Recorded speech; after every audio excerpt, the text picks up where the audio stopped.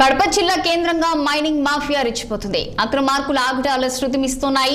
జిల్లాలో మైనింగ్ వనరుల పుష్కలంగా ఉండడంతో గ్రేడ్ల వారీగా క్వారీ నిర్వాహకులు తవ్వకాలు చేపట్టారు. కొంతమంది అనుమతులు పొంది పనులు చేసుకుంటుంటే మరికొందరు మాఫియాగా ఏర్పడి వందలాది క్యూబిక్ల ఖనిజ సంపద తరలిస్తున్నారన్న ఆరోపణలు వెలువెత్తాయి.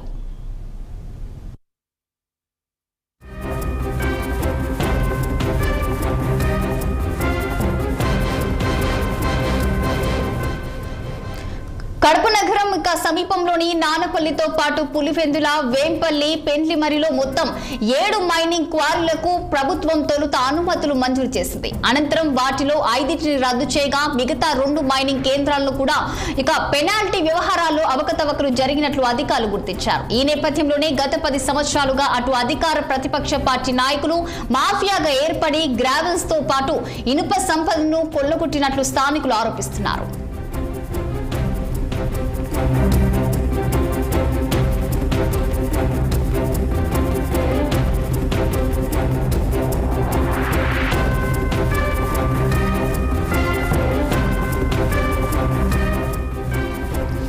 ఈ క్రమంలో జిల్లా కలెక్టర్ శ్రీధర్ చెరుకూరి విజిలెన్స్ అధికారులను రంగంలోకి దింపారు. మైనింగ్ లో జరిగిన అక్రమాల నివేదిక సమర్పించాలని కోరడంతో మైనింగ్ మాఫియా గుండెల్లో వణుకు మొదలైంది.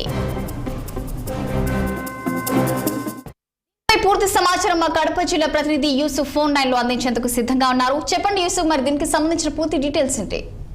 థ్యాంక్ యూ రచన. కడప జిల్లా వ్యాప్తంగా కూడా అక్రమ మైనింగ్ ఆగడాలు అయితే రోజు రోజుకు అధిగమిస్తా ఉన్నటువంటి నేపథ్యం కనబడతా ఉంది. ఈ పరిస్థితుల్లోనే ఇటు కడప జిల్లా వ్యాప్తంగా కూడా ఈ యొక్క ఖనిజ సంపద ఏదైతే మైనింగ్ మెటీరియల్ కావచ్చు అత్యధికంగా లభ్యం అవుతూ ఉండడంతో క్యూబిక్ మీటర్ల వ్యవహారంలో అయితే ఒక చోట లైసెన్సులు పొందినటువంటి గుత్తదారులు ఎవరైతే ఉంటారో వారు మరో చోట కూడా ఆ యొక్క మైనింగ్ తవ్వకాలను కొనసాగిస్తా ఉన్నారని చెప్పేసి దాదాపు ఫిర్యాదులు చాలా వరకు అందుతా ఉన్నటువంటి నేపథ్యంలో దీనిపై పూర్తిగా సమగ్ర విచారణ కొనసాగించాలని చెప్పేసి జిల్లా కలెక్టర్ శ్రీధర్ చెరుకూరి కూడా ఆదేశాలు జారీ చేశారు. ఈ నేపథ్యంలోనే విజిలెన్స్ అధికారులు అయితే విచారణ కార్యక్రమానికి శ్రీకారం చుట్టారు.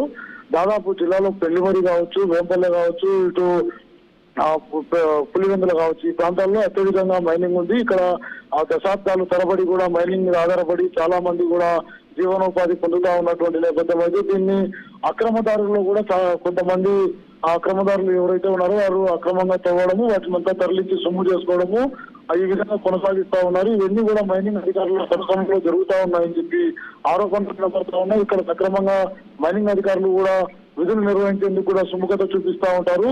ఇప్పటికే ఈ వివాదం అటు రాజకీయ రంగు కూడా పులుముకున్నట్లు కూడా మనకు తెలుస్తా ఉంది. అటు పులివెందుల్లో అయితే BTech Ravi versus MLC Rambhupal Reddy మధ్య, అటు పార్థసారథి ఈ ముగ్గురు నేతల మధ్య కూడా ఈ యొక్క మైనింగ్ వ్యవహారం చాలా దూరంగానే వెళ్ళిందని చెప్పి అక్కడ ఉన్నటువంటి స్థానిక నాయకులు అయితే తెలుపుతా ఉన్నటువంటి పరిస్థితి.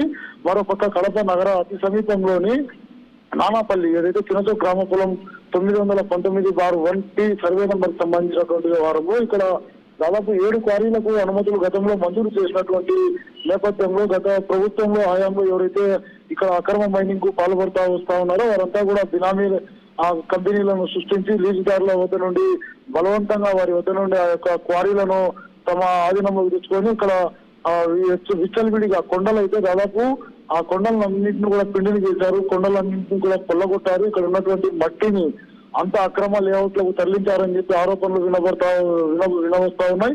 వాటన్నిటిపై కూడా సమగ్ర విచారణ కొనసాగించాలని చెప్పేసి జిల్లా కలెక్టర్ సీరియస్ గానే వ్యవహరిస్తా ఉన్నారు. ఇటీవల కాలంలో టీడీపీకి కడప నగరంలో ఎవరైతే ఆయు పట్టుగా ఎన్నికల్లో వ్యవహరించారో ఇద్దరు నేతల మధ్య కోల్డ్ వార్ నడుస్తా ఉంది. ఈ నేపథ్యంలోనే అక్కడైతే ఇటాచీలు ఏర్పాటు చేశారు. ఇటాచీలను ధ్వంసం చేశారు.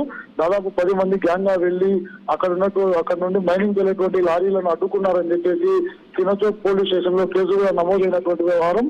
వీటన్నిటిపైన కూడా జిల్లా కలెక్టర్ చాలా సీరియస్ గానే ఈ యొక్క కమిటీని ఏర్పాటు చేశారు.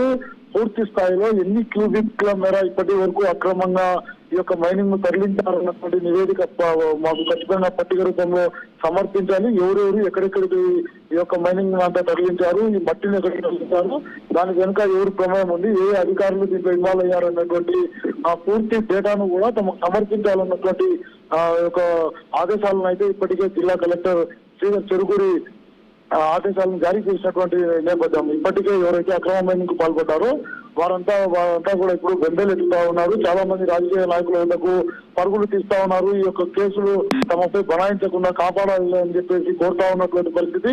మరోపక్క కొంతమంది నాయకులు అయితే ఇప్పటికే ఎవరెవరికైతే అధికారులకు మామూలు ఇచ్చారో ఆ అధికారులు మామూలు తీసుకున్నారో వారంతా కూడా భయపడతా ఉన్నటువంటి పరిస్థితి. స్థానికంగా ఉన్నటువంటి ఏదైతే నానాపల్లి వైఎస్ఆర్ లేఅవుట్ ఈ ప్రాంతాల్లో నివాసం ఉండేటువంటి స్థానిక ప్రజలైతే దాదాపు 4-5 సంవత్సరాల నుంచి కంటిన్యూషన్ గా కంప్లైంట్లు ఇస్తా ఉన్నారు. ఇక్కడ మా పిల్లలు బడులకు వెళ్లాలన్నా లేకుంటే మాకు రహదారుల్లో వర్షాలు పడిన సమయంలో మా కాలనీలకు వెళ్లాలన్నా కూడా అద్భుతమైన స్థితిలో ఈ యొక్క రోడ్లన్నీ కూడా తయారయ్యాయి. మాకు ఇక్కడ నివసించేందుకు పూర్తిగా కూడా ఇబ్బంది కలుగుతా ఉంది. ఆ యొక్క అక్రమ లారీలను అడ్డుకోండి, ప్రత్యామ్నాయంగా వేరే రోడ్డు ఏదైనా ఒకవేళ ప్రభుత్వం మంజూరు చేసి మైనింగ్ తరలించాలనుకుంటే అటువంటి ఆదేశాలు జారీ చేయండి అని చెప్పి కోరినప్పటికీ కూడా స్థానికుల మాటను చెవిలో ప్రయత్నం పెట్టారని చెప్పేటువంటి ఆరోపణల పైన కూడా కలెక్టర్ అయితే చాలా సీరియస్ గానే ఉన్నారు. మొత్తం ఈ వ్యవహారం అంతా కూడా ఇప్పుడు కలెక్టర్ చేతికి వెళ్లడంతో కలెక్టర్ విజిలెన్స్ అధికారుల నివేదిక కోసం ఇప్పుడు వేచి చూస్తా ఉన్నారు. ఆ విజిలెన్స్ అధికారులు ఎవరైతే ఇప్పుడు 6 మంది సభ్యులు విచారణ కొనసాగిస్తా ఉన్నారో వారు నివేదిక ఇచ్చిన అనంతరం ఎవరెవరి పైన చర్యలకు ఉపక్రమిస్తారన్నటువంటి ఒక ఉత్కంఠ అయితే ఏర్పడిందని చెప్పి భావించవచ్చు రచన. రైట్ యూసుఫ్.